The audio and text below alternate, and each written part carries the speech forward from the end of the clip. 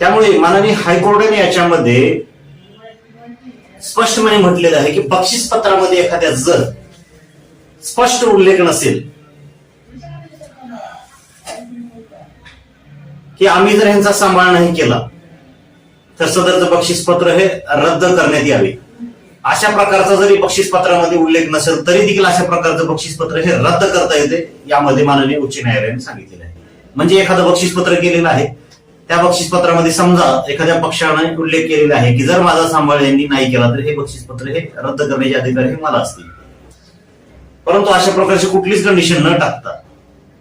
कुठलीच एक्सप्रेस म्हणजे स्पष्ट एखादी तरतूद कंडिशन शर्त न टाकता जर एखादा अशा प्रकारचं बक्षीस पत्र करून दिलं तर अशा प्रकारचं बक्षीस पत्र देखील हे कलम 23 ज्येष्ठ नागरिक कायद्याप्रमाणे रद्द होऊ शकतं, हे देखील यात कोर्टाने सांगितलेलं आहे. मुळामध्ये अशा प्रकारचं बक्षीस पत्र हे प्रेमापोटी, जिव्हाळ्यापोटी आणि काळजीपोटीच केलं जातं. हा मुद्दा कोर्टाने अधोरेखित करून जरी महत्वाची गोष्ट म्हणजे की जरी एक्सप्रेस कंडिशन त्याच्यात नमूद नसली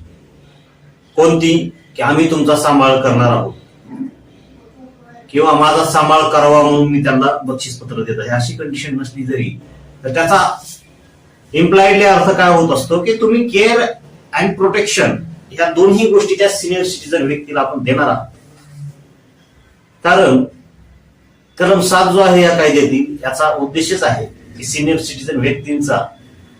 सांभाळ व्हावा, पालन पोषण व्हावे. तसेच कलम 23 प्रमाणे देखील त्यांच्या प्रॉपर्टीज आणि त्यांचा अधिकार अबाधित राहावा हा आणि सिनियर सिटीजन लोकांचे अधिकार, आरोग्य हे अबाधित राहावे यासाठी ही तरतूद केलेली आहे. तर मित्रांनो, रामकृष्ण पांडे वर्सेस छत्तीसगड गव्हर्नमेंट